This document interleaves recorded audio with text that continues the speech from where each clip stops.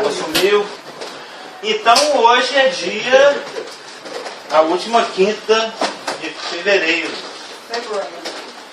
Hoje é dia 27, não é isso? 27 de fevereiro de 2014. Nós estamos estudando a doutrina do milênio, a doutrina do reino messiânico, a doutrina daquele período no qual Deus vai reivindicar a sua autoridade, a sua soberania, que foi contestada pelo querubim orgulhoso, o querubim se achante, e cheio de si. Esse período, o período do milênio, o período do reino messiânico, a palavra no grego aqui, em Apocalipse 20, é Kília, né? Por 1000 anos é por Kília. Kília, de onde vem quilo, né? Muito conhecido. Porque o português tem tudo a ver com o grego. Quando a gente abre em Efésios 1:10, quando nós abrimos em Efésios 1:10,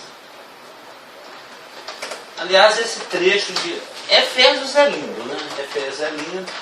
E tem trechos de Efésios que são mais lindos ainda. E em Efésios, eu fiz ler só o 10.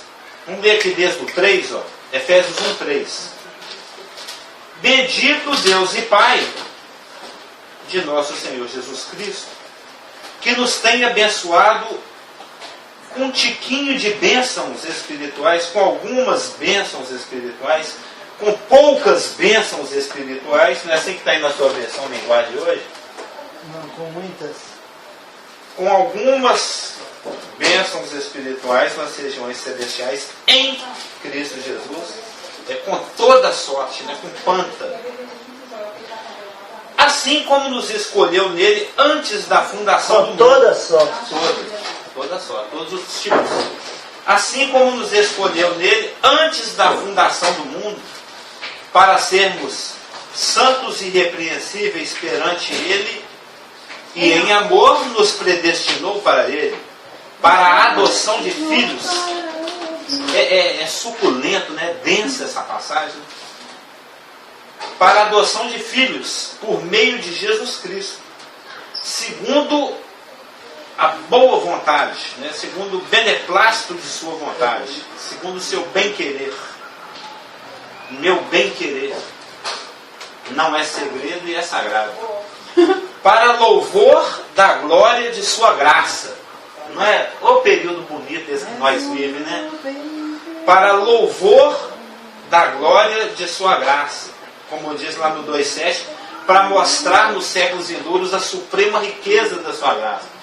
Ele pega esse monte de vagabundo maltrapilho, esses pecadores contumazes que somos nós, dá aquele wash com o sangue de Cristo, ele vira hyper shining forever, no heaven. Né? É um milagrão, né? Aí a glória dele vai ser louvada, a sua graça vai ser louvada gloriosamente. Que ele nos concedeu essa graça gratuitamente no amado, no qual, em o amado, no qual temos a redenção e dos pecados o perdão, no qual temos a redenção pelo seu sangue.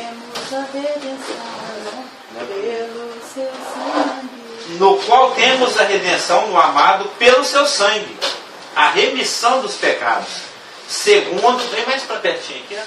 Você aparecer na foto. Segundo a riqueza, para eu ter alguém assim para pegar no outro de vez em quando. Segundo a riqueza da sua graça, que Deus derramou abundantemente sobre nós. Tudo é muito, é toda, é abundantemente, é com tudo. Graça é essa que Deus derramou abundantemente sobre nós em toda a sabedoria e prudência, desvendando-nos o mistério da sua vontade, segundo o beneplácito que foi proposto em Cristo. Que propósito é esse? Por que Deus tem esse plano? Por que Deus nos adota? Por que Deus nos escolheu? Por que que Deus nos predestinou? Por que que Ele nos concede tantas coisas? Por que que Ele derrama tão abundantemente? Por que que Ele quer que a graça dele se manifeste dessa forma? Porque Ele propôs um plano. Ele propôs uma vontade. Ele tem um plano de épocas que está se desenrolando. E o que é que Ele se propõe? Versículo 10, nós chegamos nele. De convergir, conhece conversão? Né? Vários pontos em direção a um ponto. A convergência. A convergência. De fazer convergir, e é isso que ele se propôs. É isso que era o mistério. De fazer convergir nele, na dispensação da plenitude dos tempos. Aí nós chegamos no nosso assunto. A dispensação do tempo que não cabe mais nada, a dispensação do copo derramante, a dispensação do pleroma, a dispensação completa, é nessa dispensação, nesse tempo pleno, é que todas as coisas vão convergir para Ele. Tanto as do céu como as da terra. A palavra que foi traduzida aqui para convergir, no grego tem o significado de pega o fio vermelho, pega o fio azul, aí junta aqui, ó. Aí pega o fio branco, pega o fio roxo, pega o fio magenta, pega o fio ciano, pega o fio... Ele vai pegando todos os fiozinhos, as do céu e as da terra. Depois que tiver tudo aqui juntinho assim, ó, aí ele dá um nozinho e forma um feixe. É isso que significa a palavra convergir no grego. Somar ou juntar um a um e amarrar como que num feixe. Ou seja, tudo que está acontecendo, desde que o querubim desafiou a soberania de Deus, tudo que está acontecendo, desde que Deus permitiu que a serpente enganasse o casal, tudo que está acontecendo, o dilúvio, Sodoma e Gomorra, Pompeia, Nova York, Belo Horizonte, Santa Margarida, Montes Claros, pecadinhos, pecadões, bomba atômica, pegar 10 centavos do outro, todo o pecado, toda a glória, toda a santidade, todos os vasos de honra, todos os vasos de desonra, a história de cada país, a história de cada indivíduo, todas as vontades, tudo isso Deus vai amarrar no final das contas, fazer um feixe e dar um nó. Vai convergir para Ele. Deus é fantástico. Por isso que é difícil você fica querendo comparar Deus, como já está cantando, com alguma coisa do céu, na terra. É impossível. Como o pastor já pregou, que tem uma passagem que ele gosta muito, também gosta lá de Isaías 40, ele é absolutamente incomparável, é risível você querer comparar um Deus tão sábio, tão poderoso, que permite que cada um faça absolutamente o que quer, que cada um decida absolutamente, soberanamente, porque Coríntios fala que ninguém conhece o Espírito do homem, senão ninguém conhece as coisas do homem, senão o Espírito do homem que nele está. E ninguém conhece as coisas de Deus, senão o Espírito de Deus, e Ele nos revela, pela sua palavra, iluminada, remada. Então Deus vai permitindo que Nabucodonosor, Babilônia, Média-Pérsia, Roma, Império Romano, Império Austro-Húngaro, Hitler, o trocador, a faxineira, todo mundo vai fazendo o que quer.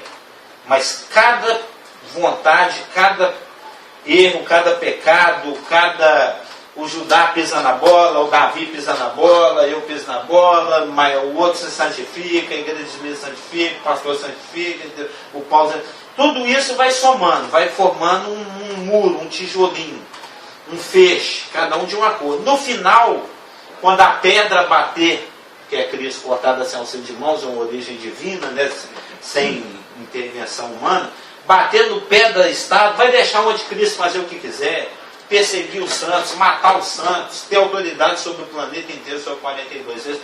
Tudo isso dando cumprimento à vontade de Deus, que é uma vontade de convergência.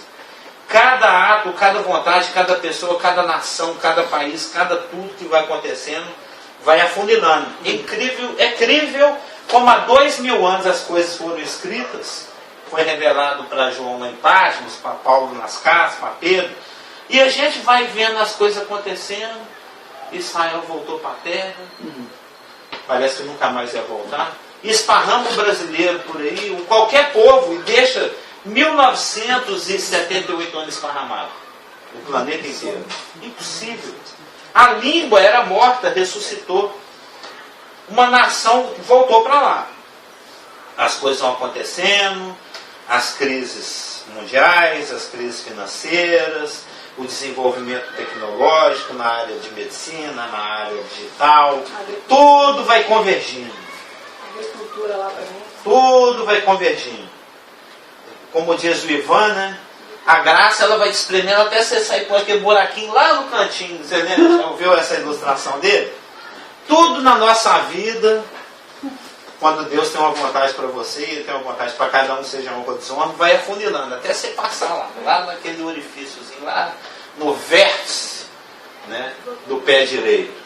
O planeta inteiro, nações, pessoas, todas vão convergindo, até aquele encontro em que as nações do mundo inteiro, lideradas pela besta, vão lutar contra aquele que está sentado no trono e contra o cordeiro. Aí ele chega, o texto teimoso fala que ele mata, segundo Tessalonicenses, que ele mata, que ele acaba com a carreira político-econômica do anticristo no final da tribulação. Aí o tempo pleno chega, a plenitude dos tempos, o reino messiânico, o milênio, aquilo que está largamente prometido ao longo de muitos séculos, através e para a nação de Israel. Nós já vimos em N circunstâncias que inclusive nesse estudo, que por uma questão de tropeço, né, por uma questão de cegueira espiritual, coisa essa que nós vimos na nosso último encontro, há uns 8 anos atrás aqui, nessa sala, umas 3 semanas atrás, Israel está velado. Israel está velzado. Tem um véu. Israel está calejado. Parcialmente porosado. Com a porose. Isso não quer dizer que ainda que a nação de Israel esteja em uma condição de punição judicial, porque o contrato que Israel fez com Deus no Sinai era um contrato que exigia exclusividade. Exigia exclusividade na adoração. Lembra que nós já falamos isso? Nós estamos fazendo um recapitulation. Exigia exclusividade. E esse contrato foi rompido pela parte terrena, por Israel. Como diz na palavra, se não me engano em Timóteo, ainda que nós sejamos infiéis, ele permanece fiel, porque ele não pode se negar a si mesmo. Até nos carros dos incrédulos vem aquele adesivo, né? Deus é fiel. Todo mundo sabe que Deus é fiel. Ninguém duvida da fidelidade de Deus. Ninguém. Até mesmo os demônios. Porque os demônios falam, o que é que você veio fazer aqui antes da hora? Então ele sabe que tem uma hora marcada e que Deus vai ser fiel ao cronograma dele. Ninguém duvida da fidelidade de Deus. E Deus fiel que é, ainda que Israel tenha se comportado como Gomer, a mulher de Oséias, né, e se prostituído, ido atrás dos Balaíns, né, e ido atrás de outros amantes, de outros deuses, isso implicou, de acordo com Deuteronômio 28, várias consequências contratuais, várias multas, vários juízos. Um deles foi a dispersão mundial. Foi a cúspide, né? o clímax do juízo.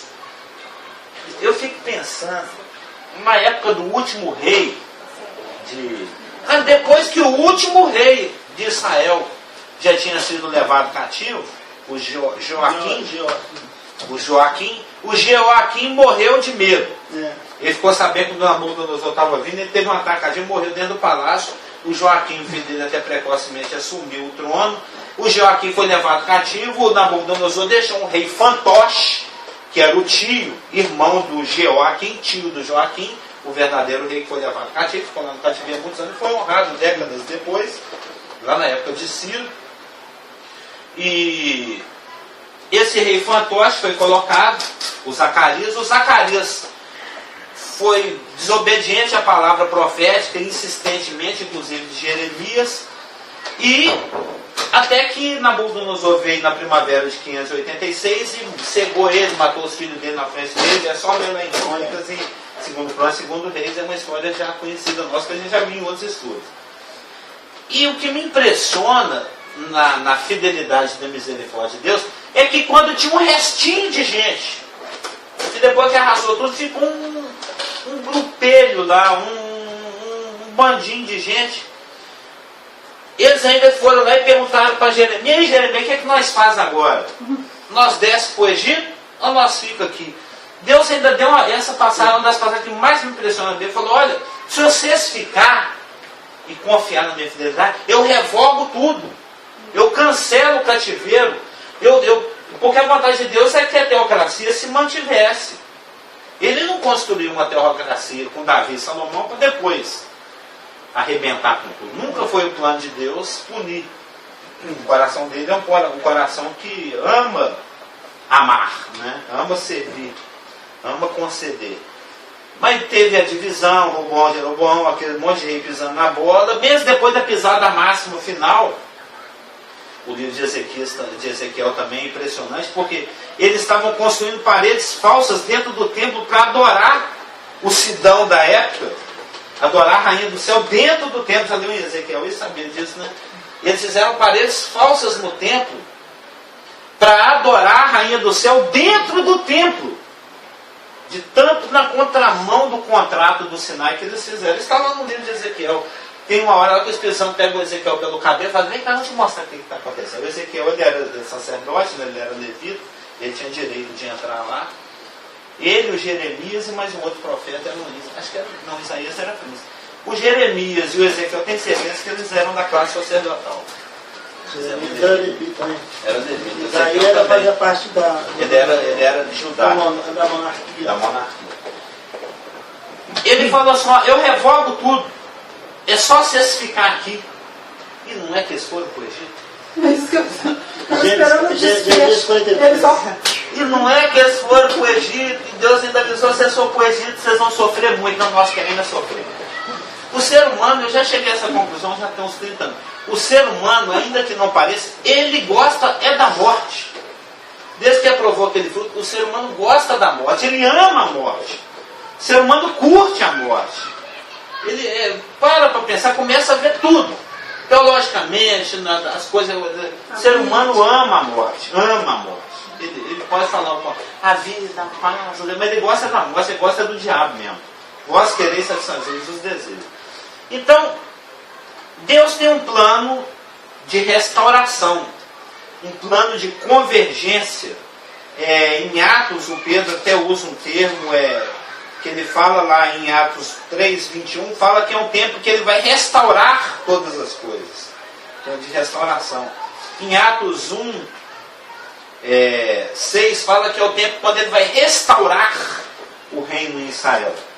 Então existem N profecias, ainda que Deus soubesse dos caminhos que a nação ia tomar, ainda que Deus soubesse da teimosia e do pecado de Israel, ele, contudo, manteria sua fidelidade.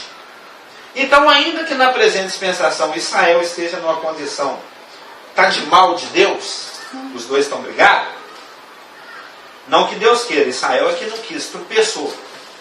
Veio o Messias e mataram o Messias. Tem N parábolas a respeito disso, a gente já leu todas, né?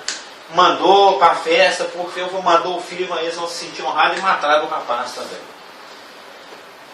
Ainda que a porose seja parcial, que Israel esteja impedido nacionalmente de ter discernimento espiritual e contemplar em Jesus Cristo o Hamashia ben Davi, individualmente, como indivíduo,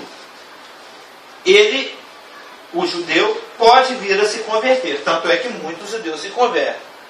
Desde a época lá dos apóstolos. Porém, agora é a página 7, viu, Elaine? a salvação nacional de Israel vai acontecer no final da tribulação. A gente sabe isso por causa de Romanos 11, dentre outros. A salvação de Israel como nação se encontra no futuro, no final do período tribulacional. Eu me lembro que no nosso último encontro aqui, foi falado que essa condição, né, veio, como é que diz o texto aqui de Romanos? Romanos 11, 25. Veio o endurecimento em parte a Israel, até que haja entrado a plenitude dos gentios. Lembra que eu falei do container? Né? Cada crente é um caixotinho que vai sendo colocado no container. Uma hora que o container estiver com a carga completa, ele é fechado e içado. Né? Já viu o ganchão pega o container e põe lá no porão do navio. O navio, velho, quando ele descarrega, ele cresce uns 20 metros para cima d'água, assim, ó. O navio, quando chega no porto, ele é baixinho. Depois que descarrega, ele fica lá em cima. Você já viu o navio, porto, essas coisas? Por causa do peso. Tudo aquilo é calculado. Então, quando entrar a plenitude dos gentios, ou seja, quando o último crente que compõe a igreja, isso nos planos e nos desígnios de Deus, se converter, a igreja é arrebatada. Como foi dito aqui na apostila no final da página 6, concomitantemente com o arrebatamento da igreja, a poroses é tirada, o endurecimento é tirado. Porque o endurecimento veio sobre Israel em parte até que haja entrada a plenitude dos gentios. No momento em que a igreja é arrebatada, o Espírito Santo é que faz essas coisas todas. Isso está tudo dentro dos ministérios do Espírito Santo. O ministério de habitação plena na igreja. Igreja o mais universal possível, mais lato possível do termo. É assim que fala no Júlio, no sentido mais amplo da palavra. Varrendo, extrapolando o tempo e a geografia. Né? A igreja, com I maiúsculo, a noiva do Cordeiro, aquela pura, sem mácula, formada por crentes dos últimos 20 séculos, em todos os lugares, na Polinésia, no Brasil, na África, etc. Tem muitos. Você está hoje falando da Polinésia. E aí, o Espírito Santo cessa o seu. Ele tem N ministérios, né? O seu ministério de habitação plena da igreja noiva, que está completa, é retirada, e cessa o seu ministério de cessação, de retenção da manifestação plena do poder de Satanás. Aí Satanás fica livre, de acordo com o nosso texto de 2 Tessalonicenses 2, para agir, para conceder plenos poderes para quem ele quiser. Lembra lá daquele texto? Segundo a eficácia, toda a eficácia de Satanás, todo o seu poder, porque o ministério de retenção é cessado, é exercido através da igreja, com I maiúsculo. Aí Satanás pode se manifestar plenamente. Aí ele vai trabalhar para pôr o homem dele lá. Aí Israel, concomitantemente, ou seja, juntamente com isso tudo acontecendo, o endurecimento parcial é retirado, para que a nação seja livre para crer no Messias iminente que está sendo pregado pelos 144 mil, que concomitantemente vão ser chamados também, os 144 mil e as 2 testemunhas lá em Jerusalém, ou crer nos milagres e prodígios, na operação do erro, fantástica, pirotécnica e mirabolante, que vai ser executada pelo outro, com auxílio do seu paráclito, do seu consolador, do seu Espírito Santo falso, que é o falso profeta. Porque assim como o Espírito Santo conduz a adoração do Cristo, o falso profeta conduz a adoração do anticristo. O judeu está ali para escolher: crer, ser perseguido e talvez morto, ou não crer e ficar com o anticristo. Na hora que você falou aí que vai com a saída do Espírito Santo da igreja, tudo que vai liberar geral? Não, o Espírito Santo nunca sai. Com a cessação desses ministérios ele específicos. Vai parar de reter, igual você falou. Eu imagino assim, né? Deus falando assim, ó, põe em prática aí o que você acha. Vamos ver se o homem vai te adorar mesmo como você sempre pensou. E na verdade vai ser uma demonstração para Satanás o quanto fracassado ele é. Porque vai chegar no meio do caminho, ele vai ver que nada vai dar certo, aí que ele vai apelar mesmo E aí vai ser uma grande E confusão. ele já as sabe, pessoas... e ele já sabe assim, na ponta da língua, tudo E isso. não, porque o interessante é que começa bem, né? Vai parecer que tudo é maravilhoso, a paz mundial, e não sei o que, não sei o que ele vai falar, tá vendo? Todo mundo me adora. Deus vai falar assim, aí querubim, faz o seu melhor aí, Faz o ó. seu melhor. E ele vai... Dá o gás. Ele vai dar o gás meínico. É, Né? O e gás aí- máximo dele. Então, É aí ele vai... meínico. Que ele vai cair em si, aí, né, o quanto ele não tem condições E disso. mesmo ele sabendo. E ele apelando do meio da metade para lá, fazendo as guerras e tudo que vai acontecer, porque ele vai pôr para Sabe que quebrar pouco mais. tempo resta? Aí ele vai pôr para quebrar mesmo, como se diz, vai apelar, né? Pois é, e nesse período de 7 anos o judeu está livre. Não há mais esse endurecimento, esse véu, aquilo que a gente vinha falando, essa medida judicial da parte de Deus, que vem já desde 700 a.C., da época de Isaías. Já perdura por 2.700 anos essa condição. Na época de Cristo ela estava acontecendo. Porque Cristo falou bem que disse o profeta Isaías ao vosso respeito. Vocês escutam, mas não escutam. Olha, mas não vê. Vocês são cegos e surdos. Não entendem. Vocês não escutam o que eu falo. Vocês não me entendem. Lembra? Tem o Eles João, não vão ter nem tem essa vários. desculpa, né? Não, aí durante esse período tribulacional, a 70ª semana de Daniel, o judeu é livre. Plenamente livre. Você pode crer naquele ou pode crer nesse, no Cristo ou no anticristo. Na pregação do falso profeta ou na pregação das duas testemunhas dos 144 mil. Ele está livre, desimpedido. Não, só você vai olhar. Tem que passar o dedo. Aí aquilo tudo que acontece, que nós já estudamos em Daniel, que nós já estudamos em Apocalipse, né? Apocalipse inteirinho, versículo que nós vimos. Depois desse duelo pela fé, né? Passar o dedo. Mas mesmo apagado está filmando e transmitindo. Tá, mas é só pra gente ver essa... Eu também gosto de me ver dentro.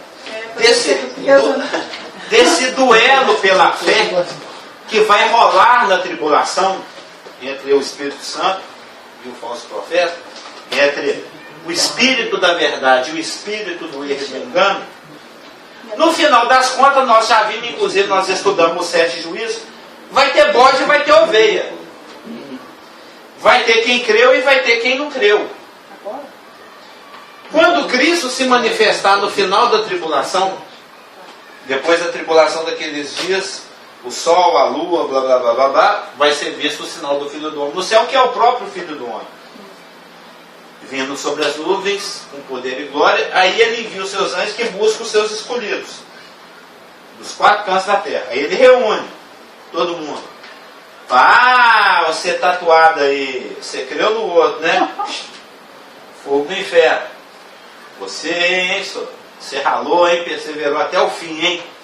Entra no reino preparado desde a fundação do mundo.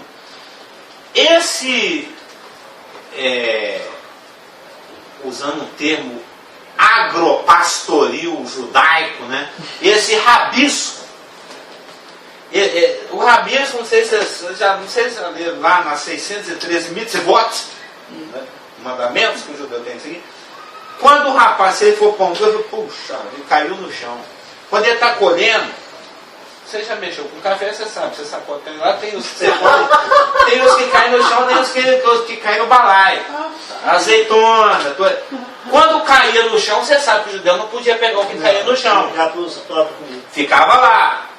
Para a Ruth, a viúva, os órfãos, o estrangeiro que está passando pela cidade, falou, Olha você e ali o fiqui caiu no chão, lá ele era comido.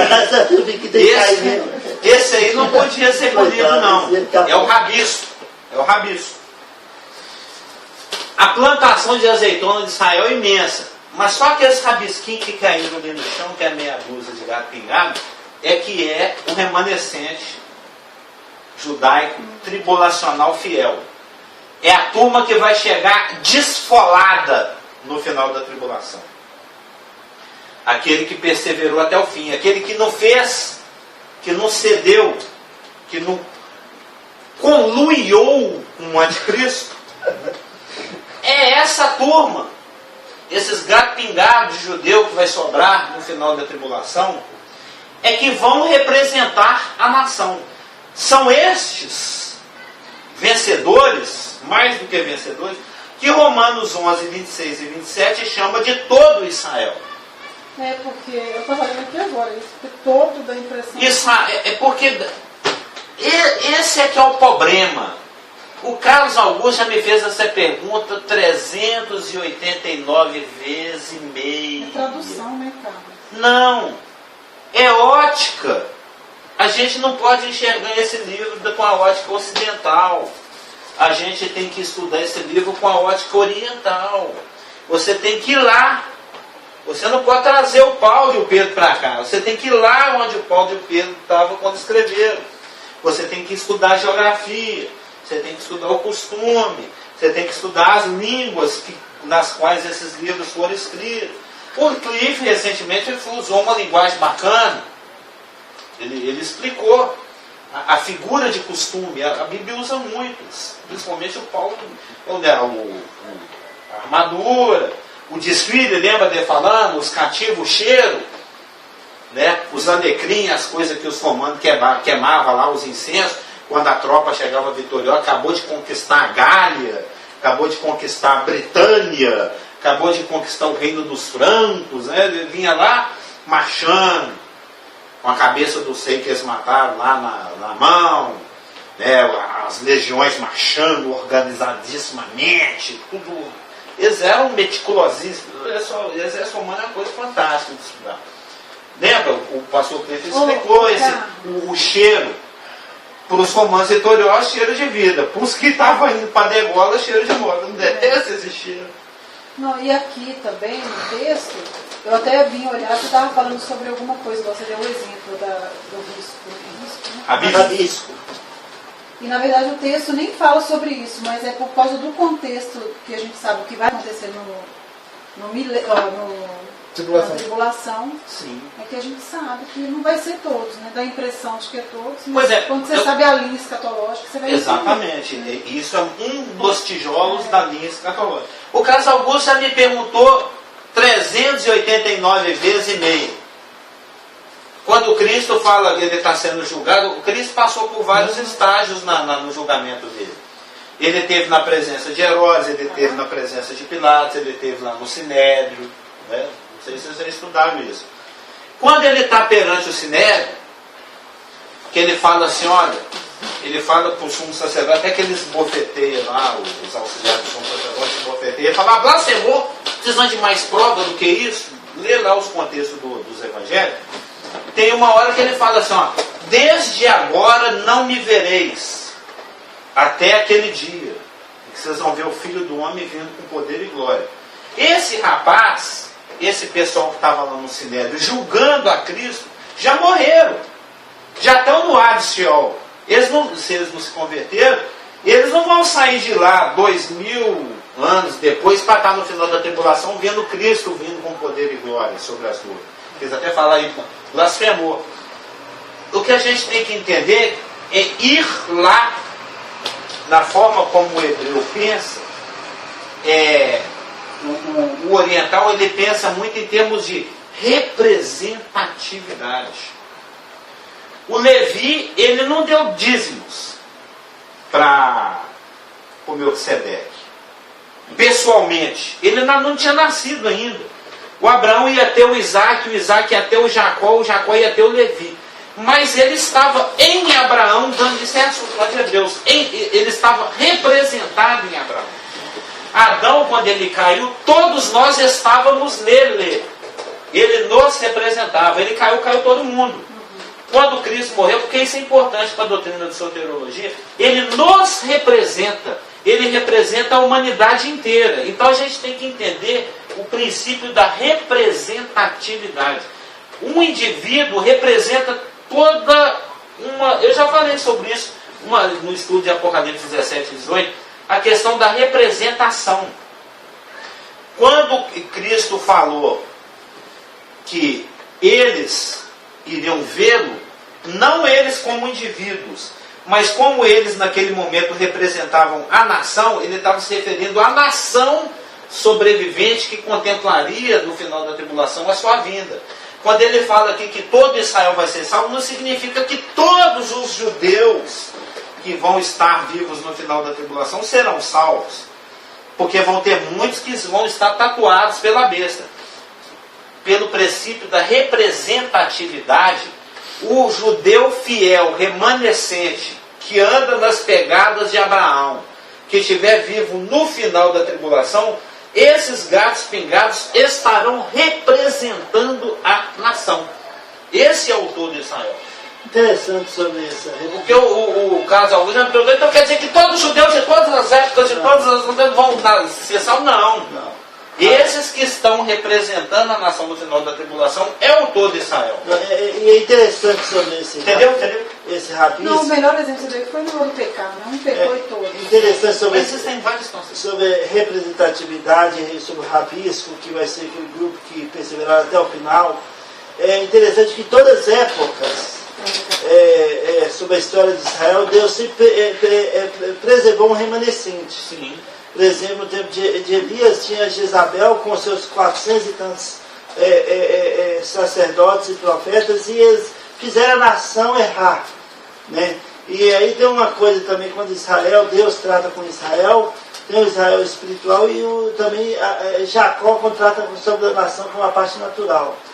E naquela época foi indagado, mas não soube que não tem ninguém. Ele falou, mas só ficou eu, tem 7.000 homens que não se jogaram diante de Baal. Então Deus sempre tem um remanescente. E durante a tribulação, não somente os 144 mil judeus, mas muitos vão crer que aquele não é o verdadeiro Messias. E vão perseverar até o final. Eles vão crer no testemunho dos 144 mil judeus E das duas testemunhas em Jerusalém. E esse vai ser o remanescente de Israel finalmente. Aquele ali vai representar toda a nação no final. E todo Israel será salvo. É todo esse remanescente. É o Romanos 11, 26 e 27. Exatamente. Então, e com relação aos judeus do passado, do Velho Testamento, como você citou o Carlos Augusto falando sobre todo Israel, nós sabemos que todos os pactos foram prometidos a eles. E eles vão se cumprir com eles no final da tribulação. Nem que sobre um judeu. E no final da tribulação também, eles ressuscitarão e ali terão os pactos todos cumpridos. Sim. Israel terá toda a nação, terá toda a terra, terá um reino, uma casa, o descendente de Davi reinando lá em todo o limite da terra. Um coração novo de carne no E peito. eles habitarão de ali. preda. Então, os judeus, Na geração que acompanhou a lei, né? todas aquelas promessas, De várias. todos os pactos prometidos a eles se cumprirão e eles verão isso no milênio. Sim. Eles estarão vivos lá no O milênio. milênio é necessário. Exatamente. É necessário. Porque tudo foi prometido a eles. A Abraão, Isaac, Jacó, Salomão, Davi principalmente, Jeremias, Isaías, todos estarão vivos. O Jeremias mesmo. O Jeremias ele teve um ato de absurda fé, que a cidade estava cercada. A cidade de Jerusalém ficou sob cerco durante muitos meses, 9 meses, se não me engano, antes da queda final. O Jeremias estava lá dentro. E ele mesmo já tinha profetizado, o Nabu vai arrebentar com tudo. Para demonstrar que ele cria na fidelidade de Deus, ele comprou um lote dentro da cidade que estava prestes a ser destruída. O cara que vendeu não acreditou, falou, quanto você está querendo por isso? O quê? Você vai comprar meu lote? Então vamos negociar aqui, ué. O cara comprou um lote numa cidade que ia ser devastada. E ele, quando ressuscitar no final da tribulação do milênio, ele vai morar naquele lote lá em Jerusalém. Porque ele comprou esse lote há 2.500 anos atrás. Porque ele demonstrou a fé dele. Eu creio que Israel vai ser arrebentado, vai ser destruído. Um dia no futuro ela vai ser restaurada. O rei vai reinar. Eu vou ressuscitar e eu vou morar aqui, nesse lote que eu estou comprando. E como vai ser uma mudança tão assim radical, de odiado 3 anos e meio, odiado por todo mundo, de repente amado por todo mundo. Porque no momento que estabeleceu um milênio, 10 gentios de nações diferentes agarraram na hora da vez de um judeu. E falaram, onde tu fores, nós iremos contigo. Porque sabemos que o Senhor é contigo. Zacarias 8, 23, se eu não me engano. Vai ser um bando de ruas. Então, de odiado a amado. Sim. Isaías fala que os povos vão querer, sabe, casar com os judeus só para ter o sobrenome de judeu. Só fazer parte do povo judeu. É incrível, é incrível, né? Não incrível. É incrível, não parece falar incrível. É incrível. Então a nação de Israel, a salvação de Israel como nação, está lá no futuro, no final da tribulação. Romanos 11, 26 e 27. E assim todo Israel será salvo. Dessa volta toda para vocês entenderem o que está grifado aí. Ó.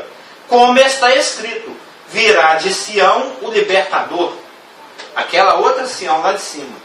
E ele apartará de Jacó as impiedades. Esta é a minha aliança com ele. Fica para sentar lá perto.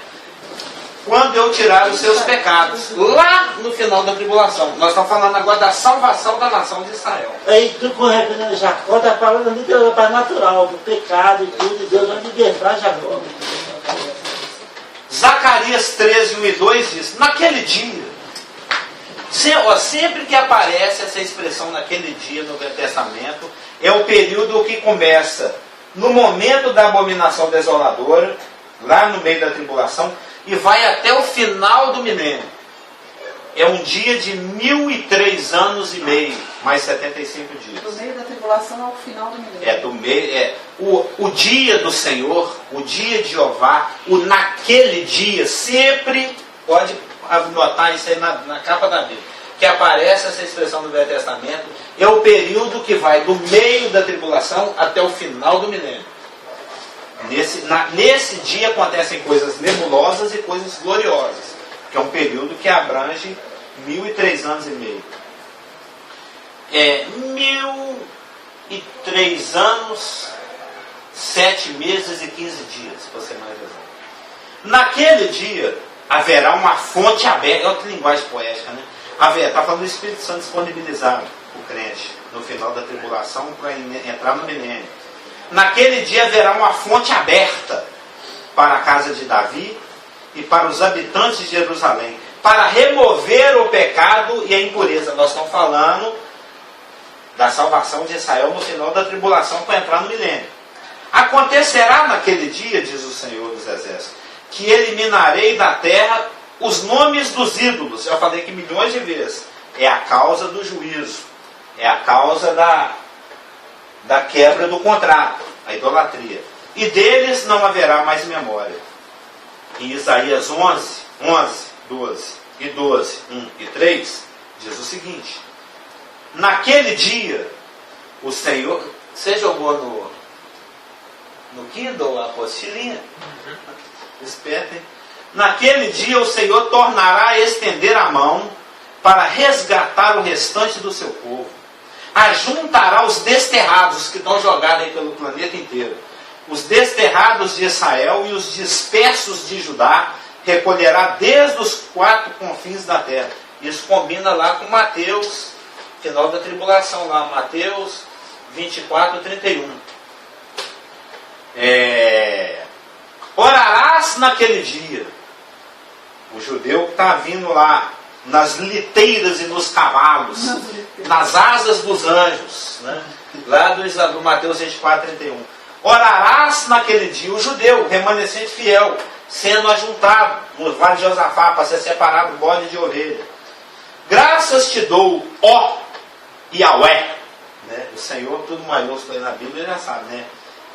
Yod He Vav He, é o YHWH, é o tetragrama inefável, é o Jeová, o Javé, o Yahweh, como dizia o nosso antigo pastor, Yahweh. Ele falava assim meio com sotaque. Ele misturava o sotaque hebraico com português com inglês, Yahweh. Porque ainda que tiraste contra mim, a tua ira se retirou, e tu me consolas. É linda essa linguagem, né? Vós com alegria tirareis águas das fontes da salvação. Olha como é que o Isaías 12, 3 combina lá com Zacarias 1. A fonte aberta. E ele vindo com um balde da fé, tomando banho de graça e salvação. Ô, irmão. É igual o chafariz da praça da estação, os pivetes tomando banho naqueles bichos. Eu penso nisso quando eu leio essas passagens. Esse calorão dá vontade de tirar a camisa, entrar lá no meio dos pivetes.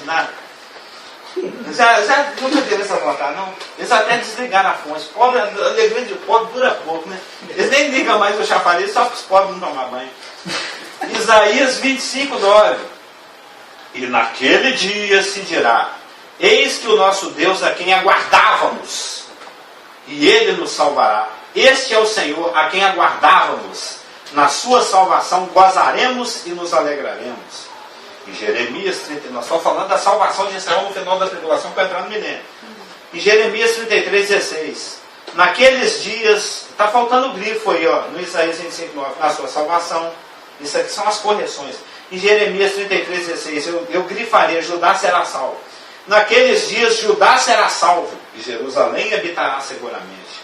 Em Malaquias 4:2, mas para vós, os que temeis o meu nome, nascerá o sol da justiça. Está falando da vinda de Cristo, no final da tribulação para o judeu. E salvação trará nas suas asas. Eu gosto muito dessa parte também. Isso aqui vai entrar na parte da alegria do milênio. E saireis e saltareis como bezerros da estrebaria. Olha que linguagem bonitinha. Vocês já viram o bezerrinho novo? Como é que ele é todo assanhadinho? Ele fica todo saltitante. Imagina o judeu todo saltitante de alegria. Jesus, Jesus. Hamashia, salvação, alegria, boi gordo, vinho, azeitona, romã, hein? Comida, alegria, justiça. Tudo de bom. O judeu espera por isso há milênios. Imagina, é o plano de Deus, o privilégio daquele judeuzinho. Atravessou a tribulação inteirinha, cheio de bandejas de salopas no corpo. Entrando dentro do milênio, saltando igual um bezerro. Hein? Que banquetão. E em Daniel 9, 24 e 27 diz: 70 semanas estão determinadas sobre o teu povo. Lembra? Nosso famoso estudo das 70 semanas. Daniel orando, no final do cativeiro. 70 semanas estão determinadas. Daniel, você está preocupado? Eu reportei 490 anos da história. E dentro desse período de 490 anos que eu recortei, lembra lá do hebraico que eu expliquei? Que eu recortei da história, dentro desse período eu vou fazer 6 coisas. Só que entre o ano 483 e o ano 484, são 490, né? Entre o ano 483 e o ano 484, 2000 anos estão se passando. Aí depois vem o ano 484, 485, 486, 486 e meio, acabou a metade da tribulação, 487, 88, 89, 90. 490 anos, fechou. Tribulação encerrou, o bezerro pula. O bezerro pula nesse. Agora eu vou tratar isso. O bezerro pula na estrebaria. 70 semanas estão determinadas sobre Israel e sobre Jerusalém para alguém conseguiu entender se lá embaixo tem o 2, lá na frente? Alguém notou isso? Cessar a transgressão. 2, para dar fim aos pecados, a salvação de Israel. 3, para expiar a iniquidade. 4, para trazer a justiça eterna. 5, para selar a visão e a profecia. E 6, para ungir os santos dos santos.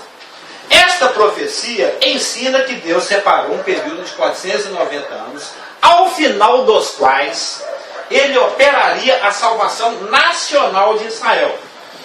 Período este de 490 anos, que se iniciou em 445, 94 anos depois de Daniel ter recebido essa revelação, por ocasião da ordem para restaurar e edificar Jerusalém, dada por Artaxerxes Mão Grande. Lembra do nosso estudo? O Longímanos, né? Regente persa, isso está lá em Neemias 2, de 1 a 8. E cuja contagem de 490 anos foi interrompida 483 anos depois da ordem dada por Artaxerxes, o rei persa Longímanos, para restaurar a cidade, na rejeição do Messias, que se apresentou como rei a Jerusalém. Em Lucas 19, 37, 44. Se pelo menos agora vocês conseguissem enxergar. Igual a galinha quis juntar os pintinhos, eu tentei, mas agora isso está oculto aos seus olhos. Lembra? Por causa da medida judicial. A cegueira. Bem que falou Isaías, vocês têm olho, mas não vê. Isso agora está oculto aos vossos olhos. Se pelo menos agora. Lembra ele lamentando?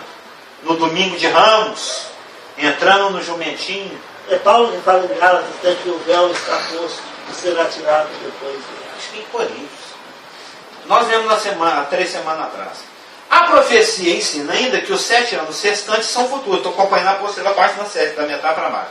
E que ocorrerão após um longo e indeterminado período intermediário, que já dura quase 2000 anos. E que serão caracterizados por guerras. Vocês já ouviram falar que está tendo guerra por aí? Desolações, abominações e assolações. Bem como pela presença de um príncipe romano que fará e quebrará um pacto com a nação. Esse período é chamado por Jeremias como tempo de angústia para Jacó.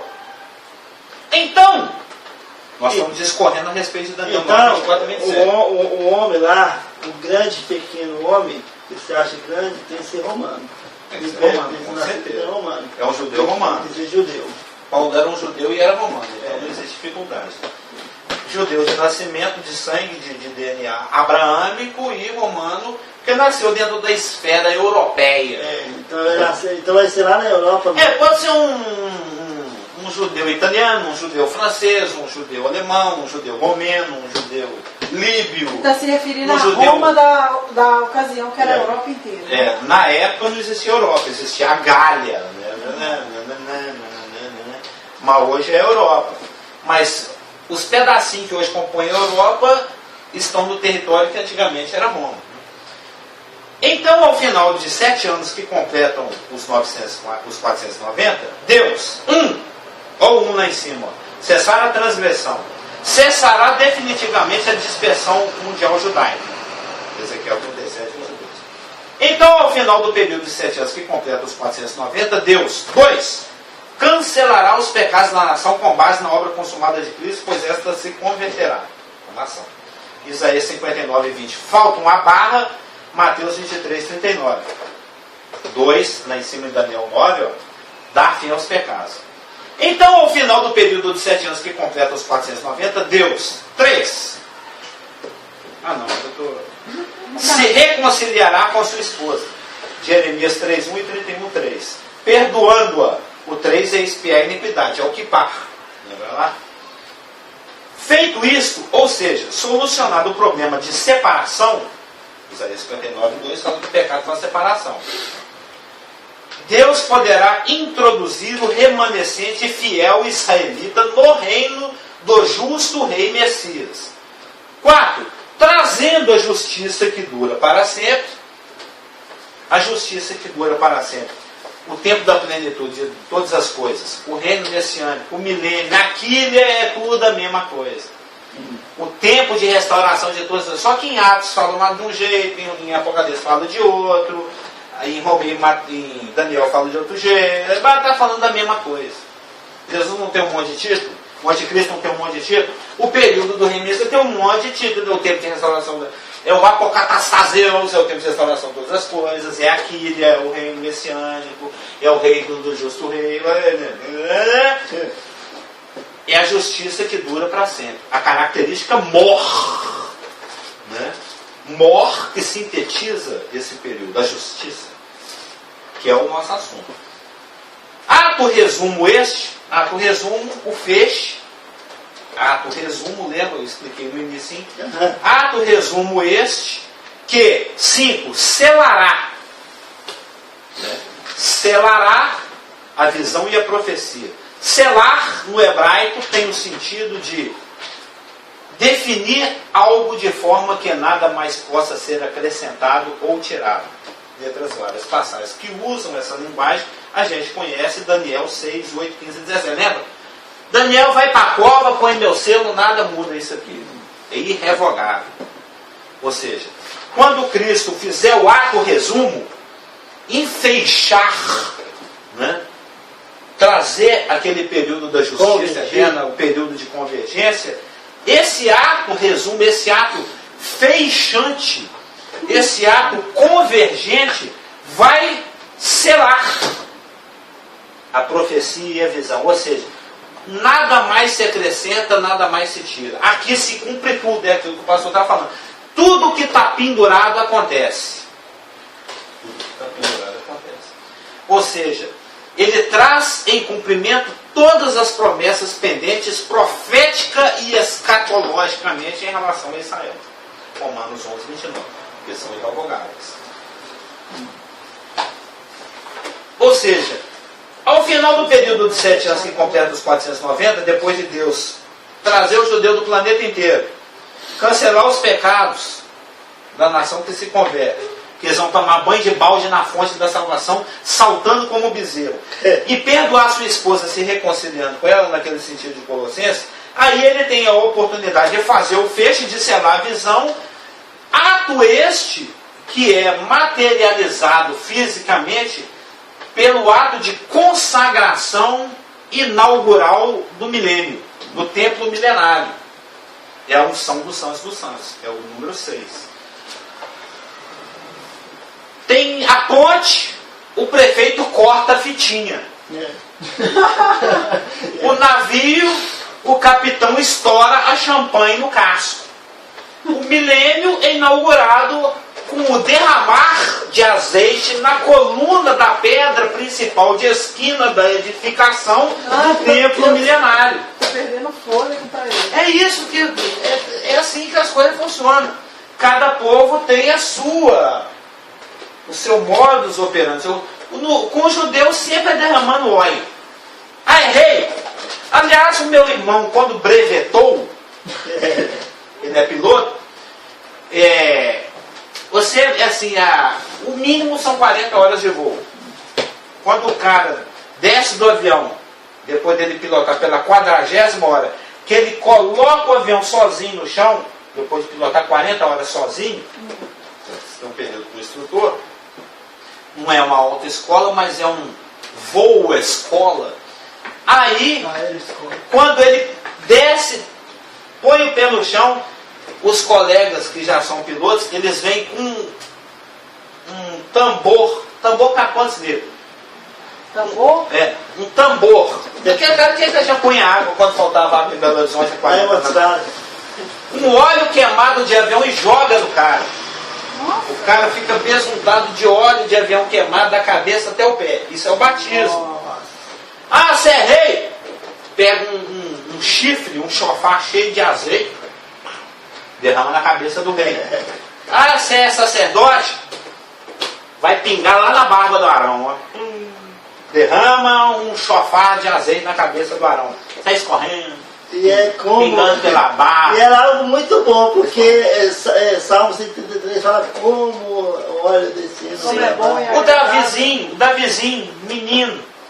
O Samuel não foi lá? Ô Jessé, cadê seus filhos? Aí veio o marmanjo, veio o bonito, veio o patola, veio o guerreiro. Acabou. Ah, tem um pirraia lá no campo lá. Cuidando das ovelhas. Um pastorzinho foi trazer. Na hora que ele entrou na sala, o Espírito Santo sacudiu Samuel. É esse aí. O que ele fez? Derramou óleo na cabeça do menino. Assim diz o Senhor. Consagrou. Isso é a consagração inaugural do milênio. Vai ser pela unção dos santos dos santos. Temos dito que a característica principal, e agora em breves 3 minutos, do reino messiânico é aquela característica que mais resume, que mais tipifica exatamente a justiça. Por que eu falo isso? Porque em Salmo 72, 1 a 3, 5, 7, 8 e 17 diz em relação a esse período o seguinte: concede ao rei, ó Deus, os teus juízos, julgue ele com justiça o teu povo e os teus aflitos com equidade. Os montes, os governos trarão paz ao povo, também as colinas, que são os magistrados, a trarão com justiça. Ele, o rei, permanecerá enquanto existir o sol e enquanto durar a lua através das gerações, que é até o final do milênio. Porque no final do milênio, Apocalipse 21:1, fala que o céu e a terra se passam. Floresça em seus dias, no dia desse rei justo, floresça em seus dias o justo, e haja abundância de paz até que cesse a de haver a lua, lá no final do milênio. Domine ele de mar a mar, e desde o rio até os confins da terra. Subsista para sempre o seu nome e prospere enquanto resplandecer o sol, que é lá no final do milênio. Nele sejam abençoados todos os homens e as nações lhe chamem bem-aventurado. A principal desse período. Porque em Isaías 1,26 diz, tinha muito tempo que está dizendo? Não, acabou de ler. Te restituirei os teus juízes, como foram dantes, e os teus conselheiros como antigamente, e então te chamarão Irtisedeque Quireia Neemana. Ou seja, cidade de justiça, cidade fiel. Tem um trabalhão, achei esse termo no hebraico. Em Isaías 9,7, por que eu falo que esse período vai ser caracterizado pela justiça? Porque em uma outra profecia que fala a respeito desse período, no caso Isaías 9,7, diz que do aumento desse principado e da paz não haverá fim sobre o trono de Davi e no seu reino, para o firmar e o fortificar com juízo e com justiça, desde agora e para sempre. Também em Isaías 11, 4 e 5 diz, mas julgará com justiça aos pobres. A justiça será o cinto dos seus lombos e a fidelidade o cinto dos seus cintos. Também em Isaías 16, 5 se diz que o seu trono se firmará em benignidade e sobre ele, no tabernáculo de Davi, se assentará em verdade um que julgue e busque o juízo e se apresse a fazer justiça. Eu digo também que esse reino vai ser caracterizado pela justiça, porque em um outro trecho que diz respeito a esse assunto, o reino messiânico, no caso, Isaías 32, 1 e 17, diz o seguinte, eis que reinará um rei com justiça, e dominarão os príncipes segundo o juízo, e o juízo habitará no deserto, e a justiça morará no campo fértil. Isso é uma linguagem poética que está em todo lugar. O efeito da justiça será paz, e a operação da justiça, repouso e segurança para sempre. Gostou da linguagem antitética aqui, deserto, campo fértil? Também em Isaías 42, 1 diz que eis aqui o meu servo, a quem sustenho, o meu eleito, em quem se apraz a minha alma. Pus o meu espírito sobre ele, e ele trará justiça aos gentios. Também em Isaías 51, 8 está dito, mas a minha justiça durará para sempre. Já em Isaías 61, 3 diz, a fim de que se chamem árvores de justiça, os habitantes do milênio. Também em Isaías 61, 11 diz, porque como a terra produz os seus renovos, e como o jardim faz brotar o que nele se semeia, assim o Senhor Deus fará brotar a justiça e o seu louvor para todas as nações. É só depois os irmãos estudar cada um desses contextos, vai ver que está falando do reino messiânico. Sejam bereanos. Né? E Jeremias 4,2 diz, e jurarás, lá naquele dia, vive o Senhor na verdade, no juízo e na justiça, e nele se bendirão as nações e nele se gloriarão. Eu ainda digo que esse período vai ser caracterizado pela justiça, porque em uma outra passagem veterotestamentária que diz respeito a essa doutrina, no caso Jeremias 23, 5 e 6 e 33, 15 e 16, diz duas vezes repetidamente, por isso que eu vou ler uma só, o seguinte, eis que vem dias, diz o Senhor, em que levantarei a Davi um renovo justo, e rei que é, reinará e agirá sabiamente, e executará o juízo e a justiça na terra. Nos seus dias Judá será salvo, e Israel habitará seguro. Será este o seu nome com que será chamado. Yahweh Hashem Sidkenu. Não dá para falar, né? Yod-Heh-Vad-Heh, Yahweh, Javé, Jeová, Senhor, justiça nossa.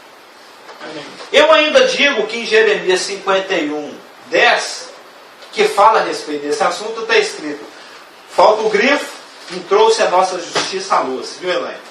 O Senhor trouxe a nossa justiça à luz. Vinde e contemos em Sião a obra do Senhor nosso Deus. Aí vai 10 gentil agarrado na barra da saia. Em Daniel 7,22 diz, até que veio o ancião de dias e fez justiça aos santos dos Altíssimos, aqueles lá da tribulação, os ralados, com salompas e bandeja, metiolate e mercúrio, que os gentios síndricos passaram e pregaram. Né? E chegou o tempo em que os santos possuíram o reino. Já em Daniel 9,24, 70 semanas estão determinadas sobre o teu povo para trazer a justiça eterna. Em Daniel 12:3, os que forem sábios, pois se resplandecerão como o fulgor do firmamento, e os que a muitos ensinam a justiça como as estrelas sempre eternamente. Já em Oséias 2:19, e desposar-te-ei comigo para sempre, desposar-te-ei comigo em justiça. Já em Joel 2:23, e ele vos dará em justa medida a chuva. Já em Zacarias 8:8, serei o seu Deus em verdade e em justiça. Já em Malaquias 4:2, nascerá o sol da justiça. Já em Mateus 5:6 e 10, aqueles que têm fome e sede de justiça, aqueles que sofrem perseguição por causa da justiça. Cadê? Nós estamos falando da constituição do reino que ele estava prestes a implantar e eles não quiseram. Já em Romanos 4:17, o reino de Deus não é, mas é justiça. Em 1 Coríntios 1:30, que é o centro disso tudo, é o eixo. Jesus Cristo foi feito por Deus, justiça. Em Hebreus 1:8, cetro de equidade é o cetro do teu reino. A palavra equidade, eu já falei sobre isso, equidade, justiça, fidelidade, é a mesma coisa. É o de Sedeque, é o de Caiocine, que é a mesma coisa. Em Apocalipse 19:11, quando ele vier para implantar esse reino, será visto o céu aberto, e eis um cavalo branco, e o que está sentado sobre ele se chama Fiel e Verdadeiro, e julga e peleja com justiça. Isso tudo é implantação. Até quando o reino passar, isso aqui eu acrescentei na minha apostila, falta acrescentar aqui, depois eu vou mandar a versão 2.0.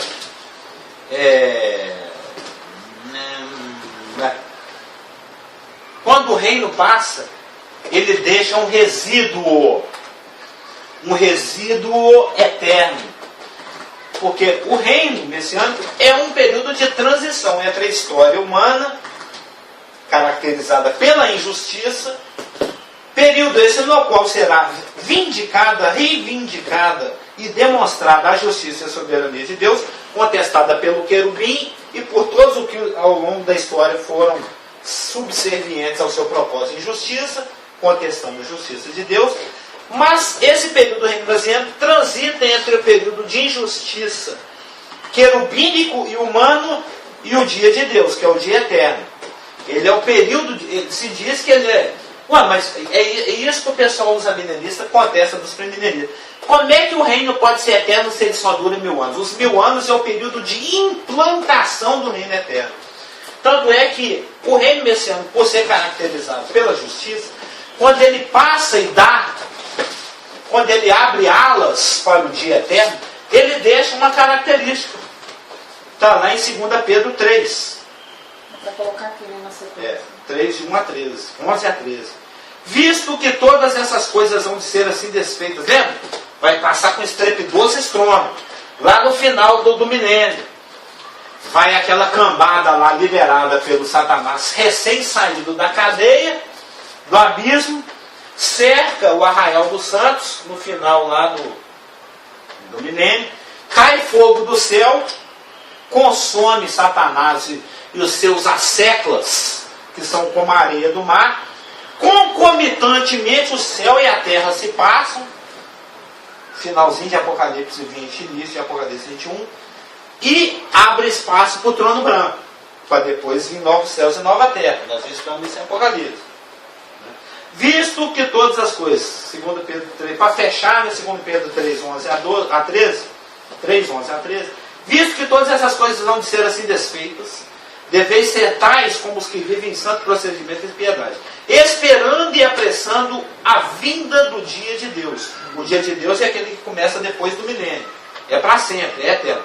Por causa do qual, ou seja, por causa do dia de Deus, que é o dia eterno, os céus incendiados serão desfeitos, e os elementos abrasados vão se derreter. Nós, porém, os da fé, segundo a sua promessa, esperamos novos céus e nova terra, nos quais habita justiça. A característica que foi implantada no período messiânico. O reino de 1000 anos é o período de implantação do reino eterno. Implantação do reino eterno. A justiça anda de mãozinha dada com a outra característica, que nós sabemos que apareceu várias vezes aqui, que é a eirene, a paz. A paz. Você falou segunda, 1 Pedro, mas é segunda, né? É 2 Pedro 3, de 11 a 13. Sendo assim, visto que nós terminamos de estudar essa característica tão primordial, tão pujante e exuberante, tão evidente no período messiânico, na semana que vem nós estudaremos, se o Senhor se permitir, a outra característica que anda ali de pertinho com a justiça, que é a paz. Lembra lá em Isaías 32? O efeito da justiça será paz. Você manda Vou mandar para o seguinte. material. Vou mandar. Já está prontinho. Eu sou macaco velho, eu não deixo para fazer ele na última hora. Agora eu já vou preparar a próxima, que é a alegria. Vai ver que a outra característica desse período. Esse período é caracterizado por várias coisas, por justiça, por paz, por alegria. E na alegria, com certeza, vai entrar o texto dos bezerros saltitantes. Eu pensei nisso agora. Gosto com alegria de Com certeza. vai. Amém? Podemos orar? O Isaac ora conosco, encerrando o estudo.